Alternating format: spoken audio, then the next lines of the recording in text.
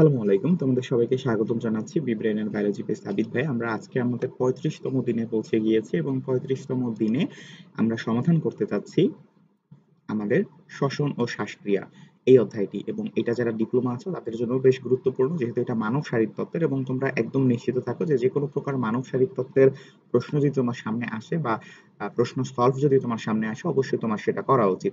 আচ্ছা, তো আমরা চলে যাচ্ছি আমাদের একদম মূল পড়াতে। আমরা 35তম দিন শুরু করতে যাচ্ছি। বিসমিল্লাহির রহমানির রহিম। একদম প্রথম প্রশ্নটা বেশ কঠিন একটা প্রশ্ন, বাট এই প্রশ্নটা আমাদের জন্য খুবই গুরুত্বপূর্ণ, কারণ হচ্ছে আমাদের শ্বসন প্রক্রিয়া আলটিমেটলি কি হচ্ছে এটার একটা ভালো ধারণা এখান থেকে পাওয়া যায়। আমরা জানি যে শ্বসনে এখনো গ্লুকোজ অর্থাৎ C6H12O6 এটা ভেঙে কয় অণু পানি তৈরি হয়। আমরা এটা মনে রাখবো যে আমাদের এখান থেকে 6 অণু পানি তৈরি হয়। তো এটা যারা দুঃখিত, যারা হচ্ছে যাদের সামনে বই আছে তারা খুব দ্রুততম সময়ের মধ্যে তোমার হচ্ছে এই রিয়াকশনটা একটু দেখে নেবা, তাহলে দেখবে তোমার জন্য এটা অনেক বেশি সহজ হয়ে গিয়েছে। আমরা জানি যে আমাদের শ্বসন প্রক্রিয়ার মাধ্যমেই গ্লুকোজ ভেঙে আমরা শক্তি উৎপন্ন করি, এবং একই সাথে আমার এখানে পানিও তৈরি হয়। সেই পানির অণুর পরিমাণ কত? 6 অণু পানির পরিমাণ। আচ্ছা, পরবর্তী প্রশ্ন দেখো যে শ্বসন তন্ত্রের প্রথম অংশের নাম কি। আমি যদি তোমাকে শ্বসন তন্ত্রের প্রথম অংশের নাম বলার আগে একটু ছোট্ট করে আমি তোমাকে শ্বসন তন্ত্র সম্পর্কে বলি। আমরা নিশ্চয়ই জানি আমাদের শ্বসন তন্ত্রের তিনটা অঞ্চল আছে। কয়টা অঞ্চল? তিনটা অঞ্চল। প্রথম অঞ্চলটা হচ্ছে বায়ু গ্রহণ ও ত্যাগ অঞ্চল, অর্থাৎ যেই অঞ্চল থেকে আমার বায়ুটা গৃহীত এবং ত্যাগ হয় সেই অঞ্চলটা। পরবর্তীতে আমার বায়ু পরিবহন অঞ্চল, অর্থাৎ যেই অঞ্চলটা আমার বায়ুটাকে পরিবহন করে শ্বসন অঞ্চলে নিয়ে যায়, অর্থাৎ 3 নম্বর অঞ্চলটা হচ্ছে আমার শ্বসন অঞ্চল। আচ্ছা, এখন আমার বুঝতেই পারছো যে আমার এই শ্বসন তন্ত্রের শুরুটা হবে কোত্থেকে? বায়ু গ্রহণ অঞ্চল থেকে। তো বায়ু গ্রহণ অঞ্চলটা আমার শুরু হয় কোত্থেকে? আমার সম্মুখ নাসারন্ধ্র থেকে। কোত্থেকে? সম্মুখ নাসারন্ধ্র থেকে। যে কারণে শ্বসনতন্ত্রের প্রধান অংশের নাম কি? দুঃখিত, প্রথম অংশের নাম কি? এটা হচ্ছে নাসারন্ধ্র বা সম্মুখ নাসারন্ধ্র, যেটাই তুমি বলো। ওকে, তাহলে উত্তরটা কিন্তু খুবই সহজ ছিল। আশা করি তোমরা উত্তরটা করতে পারবে। পরবর্তী প্রশ্ন চলে আসো যে গৃহীত বায়ু যখন আমাদের নাসাপথ দিয়ে যায়, তখন আমাদের আসলে এই আহ, যে বায়ুটা আছে এই বায়ুটার অবস্থা কেমন হয়। আমরা জানি আমাদের যখন নাসাপথ দিয়ে যায় তখন কিন্তু বায়ুটা একটা অটোমেটিক প্রসেসের মাধ্যমে আমাদের কি হয়? উষ্ণ এবং আর্দ্র হয়। উষ্ণ এবং কি? আর্দ্র হয়। এটা কেন হয়? যাতে করে আমাদের শরীর, দুঃখিত, আমাদের শরীরে যখন হচ্ছে এই যে বিভিন্ন ধরনের রোগ জীবাণু তো আমাদের এই তোমার বায়ুর মধ্যে থাকে। তো এই বায়ুটা যখন গরম হচ্ছে অথবা হচ্ছে আর্দ্র হচ্ছে, তখন কিন্তু সেটা ব্যাকটেরিয়ার সার্ভাইভের জন্য খুব বেশি টাফ একটা ওয়েদার ক্রিয়েট করছে।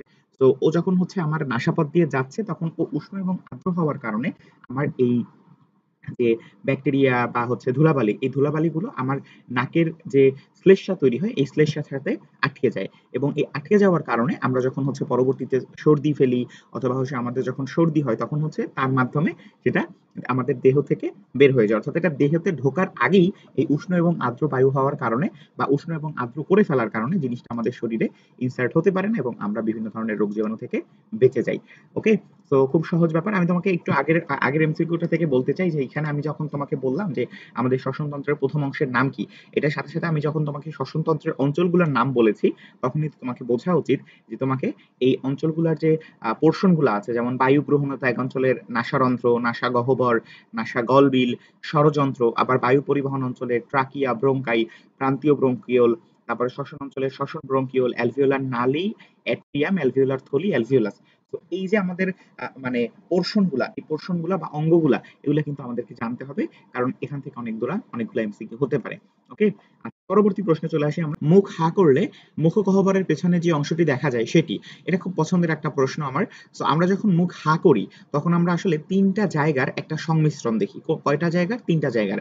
একটা হচ্ছে আমার গলা থেকে আসা জায়গা, যেটাকে হচ্ছে আমাদের মানে আমরা যখন হা করতেছি তখন আসলে আমরা গলা থেকেই তো দেখতেছি, সো আমাদের মুখ থেকে যাচ্ছে, যেটাকে আমরা বলি হচ্ছে ওরোফ্যারিংস। আবার হচ্ছে আমাদের যখন নাক থেকে যাচ্ছে, অর্থাৎ নাক থেকে যাওয়া একটা পোর্শন।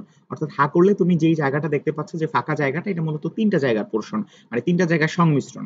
ওকে, সো হা করলে তুমি প্রথমত হচ্ছে তোমার মুখের কারণে ওরোফ্যারিংস দেখতে পাচ্ছ, আবার তোমার নাকের কারণে তুমি ন্যাজোফ্যারিংস দেখতে পাচ্ছ, এবং আবার নিচ থেকে যখন তুমি চিন্তা করতেছো তখন তুমি হচ্ছে ল্যারিঙ্গোফ্যারিংস দেখতে পাচ্ছ। অর্থাৎ তোমার এই জায়গাটা তিনটা জায়গার একটা সংমিশ্রণ। তাহলে তিনটা জায়গার সংমিশ্রণটা কি? তিনটা জায়গার সংমিশ্রণটা হচ্ছে আমাদের এই যে বললাম না, কি বলে, নেজোফ্যারিংস, ওরোফ্যারিংস, আবার হচ্ছে ল্যারিঙ্গোফ্যারিংস। তাহলে আলটিমেটলি আমি ওয়ার্ড কোনটা সব থেকে কমন বলতেছি?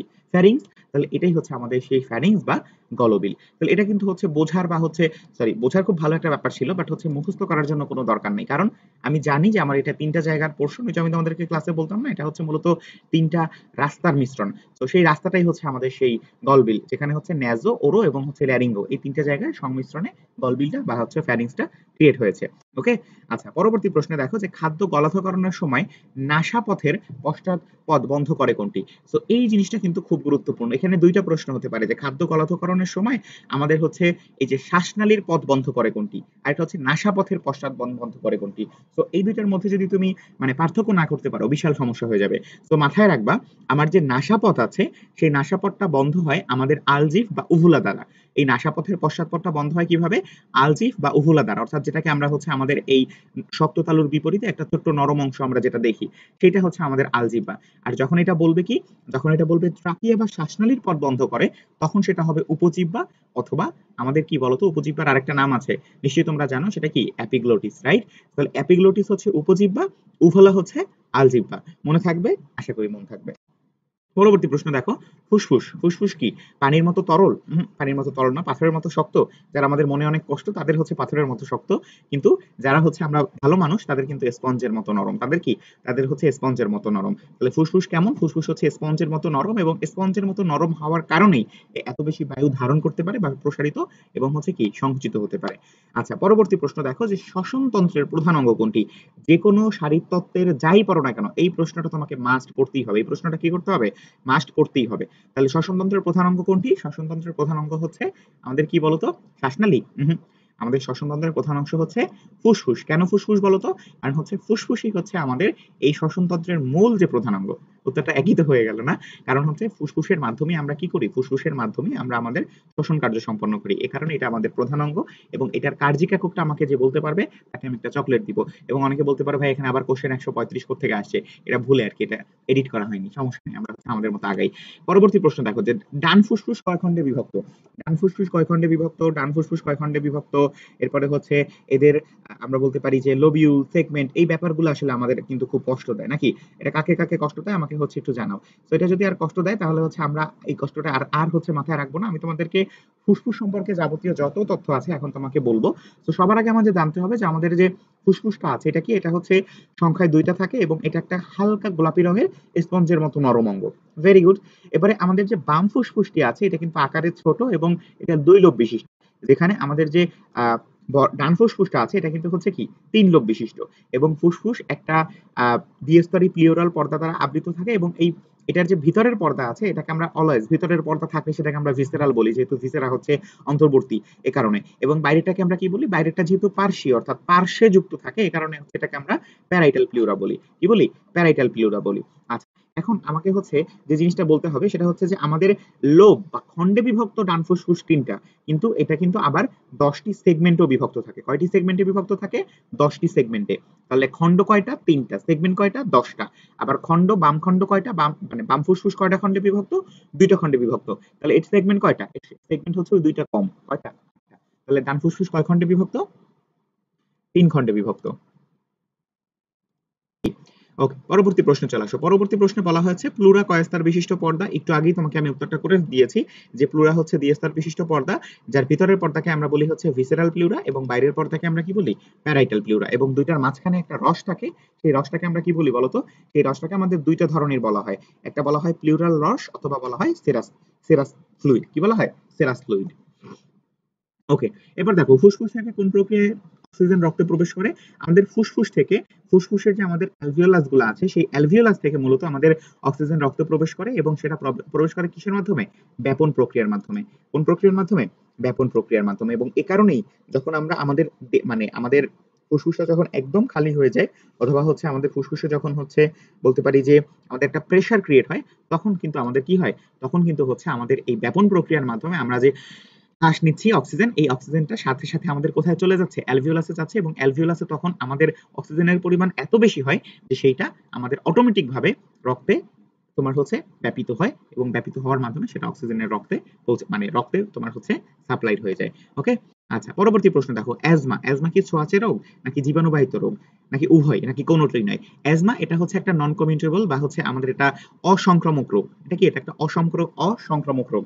তো এই কারণে অ্যাজমাকে আমরা বলতে পারি কি যে অ্যাজমা আসলে আমাদের এখানে যে ছোঁয়াচে বা জীবাণুবাহিত কোনোটার মধ্যেই পড়ে না। সাধারণত এটা পরিবেশের মানে পরিবেশ থেকে ট্রিগার হয়ে তারপরে হচ্ছে এটা হয়। যেমন হচ্ছে তোমার ধুলা, ধোঁয়া অথবা হচ্ছে এটা হতে পারে অ্যালার্জি জনিত কারণে। ঠিক আছে? তো এই কারণে আমরা এটার কোনোটাই অন্তর্ভুক্ত করতে পারবো না। এটা কি? এটা কোনোটাই আমরা এটার অন্তর্ভুক্ত করতে পারবো না। তাহলে উত্তরটা কি হবে? অ্যাজমা কোনটিই নেই। ওকে, ভেরি গুড। পরবর্তী প্রশ্নে চলে আসো যে নিউমোনিয়ার জন্য দায়ী ব্যাকটেরিয়া কোনটি? তো নিউমোনিয়ার জন্য কোন ব্যাকটেরিয়া দায়ী? নিউমোনিয়ার জন্য হচ্ছে স্ট্রেপ্টোকক্কাস। হ্যাঁ? স্ট্রেপ্টোকক্কাস নিউমোনিয়া দায়ী। সো এই স্ট্রেপ্টোকক্কাস নিউমোনিয়া এটা হচ্ছে আমাদের নিউমোনোকক্কাস অন্তর্ভুক্ত হয়েছে। নিউমোনোকক্কাস ব্যাকটেরিয়ার অন্তর্ভুক্ত হয়েছে। তাহলে এটার উত্তর কি হবে? দেখো এখানে কিন্তু হচ্ছে এটা লিখছে কি? নিউম্যানোকক্কাস আর এটা কি লিখছে? নিউমোকক্কাস। তো এটার উত্তরটা কি হবে বলো তো? নিউমোকক্কাস। এর উত্তরটা কি হবে? Pneumococcus, right? তো এটা কিন্তু একটু ভালো করে দেখতে হবে। ওকে, তো আমি কিন্তু প্রথমে এটাই দাগাইছিলাম, রাইট? বি নাম্বার দাগিয়েছিলাম, বাট এটা কিন্তু ভুল। কারণ কি? এটা বলছে নিউম্যানোকক্কাস, বাট আমাদের উত্তরটা কি? নিউমোকক্কাস। উত্তরটা কি? নিউমোকক্কাস। ওকে, সো এই হচ্ছে নিউমোকক্কাস। আচ্ছা, এরপর দেখো মাইকোব্যাকটেরিয়াম টিউবারকুলোসিস টেস্ট কোন রোগের সাথে সম্পর্কিত? So, আমি কিন্তু উত্তরটা সাথে সাথে বলে দিয়েছি। তো তুমি যদি একটু এগুলোর ফুল মিনিং জানো, যদি এটা তোমাকে টিবি টেস্টও বলতে পারে, তো তুমি যদি এটার ফুল মিনিং জানো তাহলে কিন্তু তোমার জন্য এগুলো কোনো বিষয় না। মাইকোব্যাকটেরিয়াম টিউবারকুলোসিসের কারণে যক্ষা হয়, তাহলে যক্ষা রোগের টেস্ট সম্পর্ক মানে টেস্টই হবে কোনটা? Mycobacterium tuberculosis. এটা তো আমাদের পাগলও বুঝে, ঠিক না? ওকে, রাইট। ওকে, এরপর দেখো নিচের কোনটির সংক্রমণে যক্ষা হয়? এখন বলো তো মাইকোব্যাকটেরিয়াম টিউবারকুলোসিস কি ভাইরাস নাকি ব্যাকটেরিয়া? যেহেতু আমি কয়েকদিন আগে তোমাদেরকে হচ্ছে এটা সম্পর্কিত খুব ভালোই একটা ক্লাস নিয়েছিলাম, তো আশা করি এটা তোমাদের খুব একটা বেশি কঠিন হওয়ার কথা না, যে আমাদের ব্যাকটেরিয়া মাইকোব্যাকটেরিয়াম টিউবারকুলোসিস কি? এটা একটা ব্যাকটেরিয়া এবং এটার নাম এর মধ্যেই আছে মাইকোব্যাকটেরিয়াম, রাইট? তো মাইকোব্যাকটেরিয়াম টিউবারকুলোসিস একটা ব্যাকটেরিয়া। ওকে, পরবর্তী প্রশ্ন দেখো যে বক্ষ গহ্বর এবং উদর গহ্বর পার্থক্যকারী পর্দাকে আমরা কি বলবো? প্রশ্নটা আমার প্রচন্ড পছন্দ হয়েছে, যে আমাদের যে বক্ষ গহ্বর আছে অর্থাৎ আমাদের বুক এবং উদর মানে হচ্ছে আমাদের পেট, এই দুইটা যে গহ্বর, মানে এই দুইটা গহ্বরকে যদি আমরা পার্থক্য করতে চাই, সেটা আমাদের কোনটা দ্বারা আমরা পার্থক্য করি? সেটা হচ্ছে আমাদের ডায়াফ্রাম দ্বারা পার্থক্য করি, বাট ডায়াফ্রাম তো আমাদের এখানে নাই। বাট আমাদের ডায়াফ্রামের অর্থ আছে, সেটা কি? সেটা হচ্ছে মধ্যচ্ছদা। তাহলে আমাদের বক্ষ গহ্বর এবং উদর গহ্বরের পৃথককারী পর্দাকে আমরা কি বলি? আমরা বলি মধ্যচ্ছদা বা আমাদের ডায়াফ্রাম। ওকে, আচ্ছা, এবং এই ডায়াফ্রাম এবং ইন্টারকোস্টাল পেশি এই দুইজনই কিন্তু আমাদের লাগে কিসে? শ্বাস প্রশ্বাসে। ওকে, কোন প্রক্রিয়ায় সব থেকে বেশি আমাদের কার্বন ডাই অক্সাইড যৌগ প্রবাহিত হয় বা হচ্ছে কার্বন ডাই অক্সাইড প্রবাহিত হয়? এটা আমরা জানি যে আমাদের 67% পর্যন্ত কার্বন ডাই অক্সাইড বাইকার্বনেট যৌগ রূপে প্রবাহিত হয়। কত পার্সেন্ট? 67%। কত পার্সেন্ট? 67%। বাকি যেগুলো আছে সেগুলো ভৌত দ্রবণ এবং কার্বামিনো যৌগ রূপে পরিবাহিত হয়। ওকে, ভেরি গুড। পরবর্তীতে দেখো নিম্ন শ্বাসনালী সংক্রমণের প্রধান লক্ষণ কোনটি? এই প্রশ্নটা আমি আমার সময় অনেক বেশি অপছন্দ করতাম, কারণ হচ্ছে আমি আসলে এটা কিভাবে মনে রাখবো যে আমার নিম্ন শ্বাসনালী ঊর্ধ্ব শ্বাসনালী এগুলো লক্ষণ, অর্থাৎ লক্ষণটা আমার খুব অপছন্দের ছিল। বাট সমস্যা নেই, তোমাদেরকে আমি জিনিসটা সহজ করে দিচ্ছি। দেখো আমাদের আপার রেসপিরেটরি বা হচ্ছে ঊর্ধ্ব শ্বাসনালী, এটা দ্বারা আমরা কি বুঝি বলতো? আমাদের যে ফুসফুস আছে, ফুসফুসের উপরের জিনিসপত্র সেগুলো কি? আমাদের নাক, তারপরে হচ্ছে কান, তারপরে হচ্ছে সাইনাস। সাইনাস মানে কি বলতো? ওই যে আমাদের নাক বা হচ্ছে আমাদের বিভিন্ন জায়গায় থাকা যে ফাঁকা গহ্বরগুলি, তরল দ্বারা পূর্ণ ফাঁকা যে গহ্বরগুলি আছে সেগুলোকে আমরা সাইনাস বলি। সো এটা, তারপরে হচ্ছে আমাদের যে গলা, এই কয়েকটা জিনিস কি? এই কয়েকটা জিনিস আমাদের ফুসফুসের উপরে, এই কারণে এগুলা কি? এগুলো হচ্ছে আমাদের ঊর্ধ্ব শ্বাসনালী। আমাদের নিম্ন শ্বাসনালী কোনটা হবে? আমাদের নিম্ন শ্বাসনালী হবে আমাদের ফুসফুস নিজে। তো এখন ঊর্ধ্ব শ্বাসনালী সংক্রমণগুলো কি কি হতে পারে? দেখো আমাদের ঠান্ডা, ঠান্ডা কোথায় লাগে? হচ্ছে হুচু। তো এগুলা কি? এগুলা হচ্ছে আমাদের এই যে নাক অঞ্চল বা হচ্ছে উপরের অঞ্চলে এগুলো আমরা ফিল করি। আমাদের সর্দি হয়, কাশি হয়। তো এই ঠান্ডাটা। টনসিলাইটিস, টনসিল কোথায়? গলায়, টনসিলের সংক্রমণ। আবার হচ্ছে ল্যারিনজাইটিস, ল্যারিনজাইটিস কোথায়? আমাদের ষড়যন্ত্রে, ল্যারিংস বা হচ্ছে ষড়যন্ত্র। তো এই ষড়যন্ত্রের কারণে আমাদের ল্যারিনজাইটিস হয়। আর আইটিস তো তোমাদেরকে অনেকবার বলছি যে আইটিস মানে কি? আইটিস মানে হচ্ছে সেটা আমাদের কি বোঝাচ্ছে? সেটা আমাদের প্রদাহ বোঝাচ্ছে। তাহলে ল্যারিনজাইটিস কি হবে? ষড়যন্ত্রের সংক্রমণ। আবার হচ্ছে সাইনোসাইটিস, যখন সাইনাসের যখন আমাদের সংক্রমণ হবে সেটাকে আমরা সাইনোসাইটিস বলতেছি, অথবা ওটাইটিস মিডিয়া, মধ্যকর্ণের সংক্রমণ। এই জিনিসগুলা কি? এগুলা হচ্ছে আমাদের ঊর্ধ্ব শ্বাসনালী। তাহলে নিম্ন শ্বাসনালী কোনগুলা? ফুসফুস সম্পর্কিত যা হবে। তো ফুসফুসের মধ্যে কে কে আছে বলতো? ফুসফুসের মধ্যে আছে আমাদের এই যে ফ্লু, যেটাকে আমরা বলি হচ্ছে শ্বাসনালী সংক্রমণ, অথবা আমরা বলতে পারি ব্রোঙ্কাইটিস, যেটা হচ্ছে শ্বাসনালীর নিজের সরাসরি সংক্রমণ, বা আমাদের মানে ব্রোঙ্কাইটিস। এখানে ব্রোঙ্কাইটিস বলতে আমাদের শ্বাসনালী সংক্রমণ কেন বলা হচ্ছে? কারণ হচ্ছে আমাদের ব্রোঙ্কাইটিস জিনিসটা কিন্তু শ্বাসনালীরই একটা কি বলতে পারি আমাদের মানে তোমার কি বলা যেতে পারে যে মানে সেপারেশন আর কি। তো এই কারণে। আবার দেখো নিউমোনিয়া, ফুসফুসের নিজের সংক্রমণ। তারপর হচ্ছে যক্ষা বা টিউবারকুলোসিস, এটার মাধ্যমে কি? এটা হচ্ছে আমাদের সেই মাইকোব্যাকটেরিয়াম টিউবারকুলোসিসের আক্রমণে আমাদের ফুসফুসের দীর্ঘস্থায়ী সংক্রমণ। এগুলো হচ্ছে আমাদের নিম্ন শ্বাসনালী সংক্রমণ। এখন তোমাকে আমি যে উত্তরটা বলবো এটা আসলে তোমার মাথাটা ঘুরাই দিবে, কেন বলো তো? কারণ আমি তোমাকে এতক্ষণ বললাম যে কথাগুলো এটার থেকে আমাদের মানে এই যে তোমার ঊর্ধ্ব শ্বাসনালী এইটারও একটা কমন সংক্রমণ হচ্ছে কাশি, আবার এই নিম্ন শ্বাসনালী সংক্রমণের একমাত্র প্রধান লক্ষণই হচ্ছে কাশি, রাইট? সো কারণ এই কাশিটা হচ্ছে আমাদের যখন শ্বাসনালীতে কোনো প্রবলেম হয়, যেমন হচ্ছে আমরা যদি কোনো কারণে খাবার আমাদের শ্বাসনালীতে ঢুকে যায়, তখন আমরা কি করি? সব থেকে বেশি কাশি দেই, অর্থাৎ আমাদের এখানে প্রতিবর্ত বা রিফ্লেক্স যেটা হয় সেটা কিন্তু আমাদের কাশির মাধ্যমে বের করতে চাই। তো এখানে আমাদের মানে শ্বাসনালীর সংক্রমণ বলতে কি, যে শ্বাসনালীর মধ্যে কোনো একটা আমাদের ব্যাকটেরিয়া আক্রমণ করছে এবং আমাদের শ্বাসনালী চাচ্ছে যে ওকে বের করে দিতে। তো অটোমেটিক ভাবে তখন আমাদের কি কাশি হবে, ঠিক আছে? সো নিম্ন শ্বাসনালী সংক্রমণের প্রধান লক্ষণ কোনটি? এটা হচ্ছে আমাদের কাশি, ঠিক আছে? আবার তোমাকে যদি জিজ্ঞেস করা হয় যে নিচের কোনটি ঊর্ধ্ব শ্বাসনালী সংক্রমণ, তখনও কিন্তু আমাদের কাশি ইনক্লুড হবে। তবে এই কাশির সাথে আমাদের আরো অনেকে থাকবে, যেমন হচ্ছে আমাদের এখানে থাকতে পারে মাথা ব্যথা, অবশ্যই সর্দি থাকবে যেহেতু হচ্ছে নাক এখানে, তারপরে হচ্ছে তোমার গলা ব্যথা তো থাকবেই, হাঁচি পেশি এগুলো আর কি। তো এগুলো হচ্ছে আমাদের ঊর্ধ্ব শ্বাসনালী সংক্রমণ, এবং নিম্ন শ্বাসনালীর একমাত্র সংক্রমণ বা প্রধান লক্ষণ হচ্ছে আমাদের কাশি। তো তোমাদের সাথে আবার দেখা হবে পরবর্তী দিন, বা হচ্ছে আজকে আবার দেখা হবে। তোমরা হচ্ছে একটু পরে আবার ক্লাসে এখানে চেক করবা যে ভাইয়া হচ্ছে ভিডিও আপলোড করছে কিনা, এবং তুমি যদি সাবস্ক্রাইব করে রাখো তাহলে তো অটোমেটিক ভাবে তোমার কাছে যাবে। ততক্ষণ পর্যন্ত ভালো থাকো, সুস্থ থাকো, এবং হচ্ছে বি ব্রেনের বায়োলজির সাথে থাকো এবং বায়োলজি পড়তে থাকো। আসসালামু আলাইকুম।